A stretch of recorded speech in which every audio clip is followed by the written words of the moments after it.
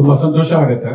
ಯಾಕೆಂತ ಹೇಳಿದ್ರೆ ಪ್ರಪ್ರಥಮವಾಗಿ ನಮ್ಮ ಪೊಲೀಸ್ ಫ್ಯಾಮಿಲಿಗೆ, ನಮ್ಮ ಕುಟುಂಬಕ್ಕೆ ಇದು ವಿಶೇಷವಾಗಿ ಪ್ರೀಮಿಯರ್ ದರ್ಶನವನ್ನ ಮಾಡಿಸಿದಂತ ನಾರಾಯಣ ಅವರಿಗೆ ಮತ್ತು ಡಾಕ್ಟರ್ ಕೆ ಮಂಜು ಮತ್ತು ರಮೇಶ್ ಯಾದವ್ ಅವರಿಗೆ ವಂದಿಸ್ತೇನೆ.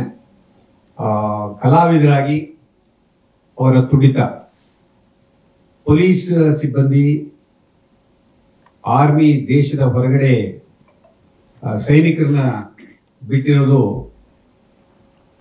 ನಮಗೆ ಬೆನ್ನು ತೋರಿಸಿ ಶತ್ರುಗಳ ವಿರುದ್ಧ ಹೋರಾಡಿ ನಮ್ಮನ್ನ ಕಾಪಾಡಿದ್ದಾರೆ. ಆದರೆ ದೇಶದ ಒಳಗಡೆ ಇರುವಂತ ಸಮವಸ್ತ್ರಧಾರಿಗಳಿಗೆ ಅವ್ರು ಎಷ್ಟು ಕಷ್ಟಪಡ್ತಾರೆ ಅಂತ ಹೇಳಿ ಕಲಾವಿದರು ಈ ವಸ್ತುವನ್ನು ತಗೊಂಡಿರೋದಕ್ಕೆ ನಾನು ಮೊದಲು ಅವರನ್ನ ಅಭಿನಂದಿಸ್ತೇನೆ. ಯಾಕೆಂತ ಹೇಳಿದ್ರೆ ಸೋಷಿಯಲ್ ಮೀಡಿಯಾ ಒಂದು ಜೈಂಟ್ ಮೀಡಿಯಾ. ಹಿಂದೆ ಸುಮಾರು 30-40 ವರ್ಷಗಳ ಹಿಂದೆ ಸೋಷಿಯಲ್ ಮೀಡಿಯಾ ಇಲ್ದಿದ್ದಾಗ ಕ್ರೈಮ್ ಆಗ್ತಾ ಇತ್ತು, ಕ್ರೈಮ್ ಆಗ್ತಿರ್ಲಿಲ್ಲ ಅಂತಲ್ಲ, ಶ್ರೀರಾಮಚಂದ್ರನ ಕಾಲದಿಂದನೂ ಆಗ್ತಾ ಇತ್ತು. ಆದ್ರೆ ಕ್ರೈಮ್ಗೆ ಆ ದೊಡ್ಡ ಮಟ್ಟದ ಕನೆಕ್ಷನ್ಸ್ ಇರಲಿಲ್ಲ. ಆದ್ರೆ ಸೋಷಿಯಲ್ ಮೀಡಿಯಾ ಅಂತ ಬರುವಂತ ಈ ಜೈಂಟ್ ಇದೆಯಲ್ಲ, 2 ಅಲಗಿನ ಕತ್ತಿ ರೂಪದಲ್ಲಿ ಒಳ್ಳೇದು ಮಾಡ್ತು, ಅಷ್ಟೇ ಕೆಟ್ಟದ್ದನ್ನು ಮಾಡೋದಕ್ಕೆ ಅವಕಾಶವನ್ನ ಯುವಜನತೆಗೆ ಕೊಡ್ತು. ಇವತ್ತಿನ ದಿನ ನಮ್ಮ ಭಾರತ ದೇಶದ GDP ಅತಿ ಎತ್ತರಕ್ಕೆ ಹೋಗಿರ್ಬೇಕಾದ್ರೆ ಇದೇ ಸೋಷಿಯಲ್ ಮೀಡಿಯಾ ಕಾರಣ, ಇದೇ IT-BT, ಇದೇ ವಾಟ್ಸಪ್, ಇದೇ ಫೇಸ್ಬುಕ್, ಎಲ್ಲದೂ ಕಾರಣ.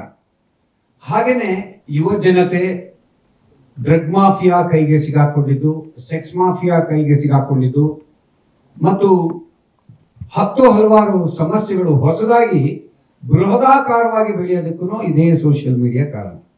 ಈ ಒಂದು ವಸ್ತುವನ್ನೇ ಎಡೆಯಾಗಿ ತೆಗೆದುಕೊಂಡು ಅದರಲ್ಲೂ ಅದ್ಭುತ ಕಥೆಗಾರ, ಅದನ್ನ ದೊಡ್ಡ ದೊಡ್ಡ ಮಟ್ಟದ, ಅದರಲ್ಲೂ ಡಾಕ್ಟರ್ ರಾಜ್ಕುಮಾರ್ ಅಂತ ದೊಡ್ಡ ಮೇರು ನಟರನ್ನ ತನ್ನ ಡೈರೆಕ್ಷನ್ ನಲ್ಲೇನೆ ಮಾಡಿದಂತ ಅದ್ಭುತವಾದಂತ ಕಲೆಗಾರರವರು ನಾರಾಯಣ ಅವರು ಇದ್ರದ ಒಂದು ಎಳೆಯನ್ನ ಹಿಡ್ಕೊಂಡೋಗಿ ಒಂದು ಮೆಸೇಜ್ ಅನ್ನ ಕೊಟ್ಟಿದ್ದಾರೆ. ಇದು ನಮ್ಮ ಪೊಲೀಸರಿಗೆ ಅತ್ಯಂತ ಸಹಾಯಕ ಯಾಕಾಗುತ್ತೆ ಅಂತ ಹೇಳಿದ್ರೆ, ಪೊಲೀಸರು ಲಾ ಅಂಡ್ ಆರ್ಡರ್ ಮೇಂಟೈನ್ ಮಾಡೋದಕ್ಕೆ, ಪೀಸ್ ಅಂಡ್ ಟ್ರಾಂಕ್ವಿಲಿಟಿ ಮೇಂಟೈನ್ ಮಾಡೋದಕ್ಕೆ ಸಾರ್ವಜನಿಕರು ಕೈ ಜೋಡಿಸಿದಾಗ ಮಾತ್ರ ಅದು ಅತ್ಯುತ್ತಮವಾಗಿ ಮೂಡಿ ಬರುತ್ತೆ, ಅದು ಸೊಲ್ಯೂಷನ್ ಸಿಗೋದಕ್ಕೆ ಸಾಧ್ಯ ಆಗುತ್ತೆ.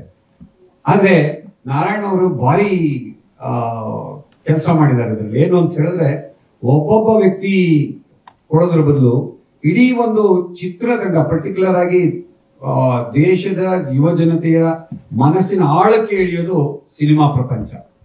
ಆ ಸಿನಿಮಾದ ಮೂಲಕ ತಮ್ಮ ಹೃದಯ ಮತ್ತು ಅವರ ಸಂಪೂರ್ಣ ಮೈಂಡ್ಗೆ ಎಂಟ್ರಿ ಆಗುವಂತ ಒಂದು ವಿಚಾರವನ್ನ ನಾರಾಯಣ ಅವರು ಅದ್ಭುತವಾಗಿ ಸೃಷ್ಟಿ ಮಾಡಿದ್ದಾರೆ.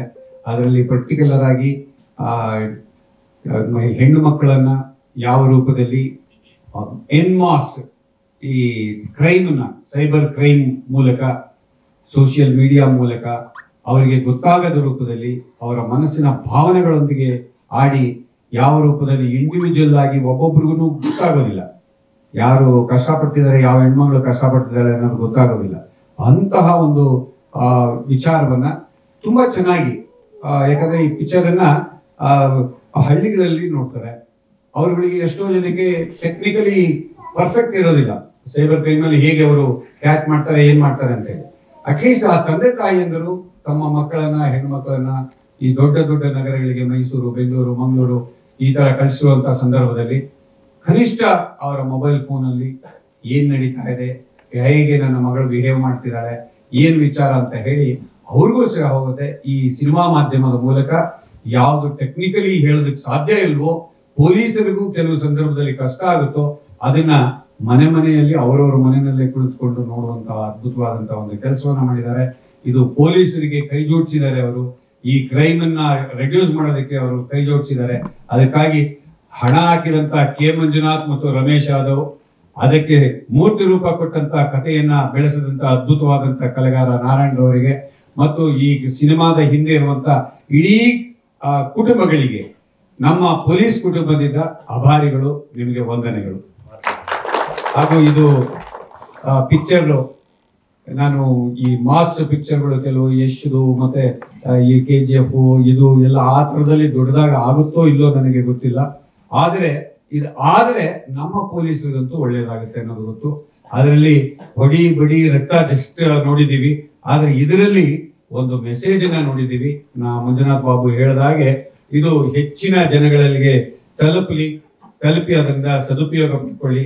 ಈ ಪಿಕ್ಚರ್ ಇಂದ ಯಾವಾಗ ಸಾರ್ಥಕ ಆಗುತ್ತೆ ಈ 3 ಜನಕ್ಕೆ ಅಂತ ಹೇಳಿದ್ರೆ, ಯಾವಾಗ ಹೆಣ್ಣು ಮಕ್ಕಳು ತಾವು ಮಾಡುವ ತಪ್ಪುಗಳನ್ನ ಅರಿತು ತಮ್ಮ ಎಚ್ಚರಿಕೆಯಲ್ಲಿ ತಾವಿರ್ತಾರೋ ಇವರ ಬಂಡವಾಳಕ್ಕೆ ಲಾಭ ಬಂತು ಅಂತ, ಅದು ಒರಿಜಿನಲ್ ಲಾಭ ಬಂತು ಅಂತ ಹೇಳಿ ನಾನ್ ಕೂಡ ಭಾವಿಸ್ತೀನಿ ಅಂತ ಹೇಳ್ತಾ ಈ ಒಂದು ಕಾರ್ಯಕ್ರಮ ನಡೆಸ್ಕೊಟ್ಟಿದ್ದಕ್ಕೆ, ನಮ್ಗೆ ಪ್ರೀಮಿಯರ್ ಶೋ ಕೊಟ್ಟಿದ್ದಕ್ಕಾಗಿ, ಇದು ಬಹುಶಃ ನಾನು ಈ 25 ವರ್ಷದಲ್ಲಿ ಮೊದಲ ಪಿಕ್ಚರ್ ನೋಡಿರೋದು.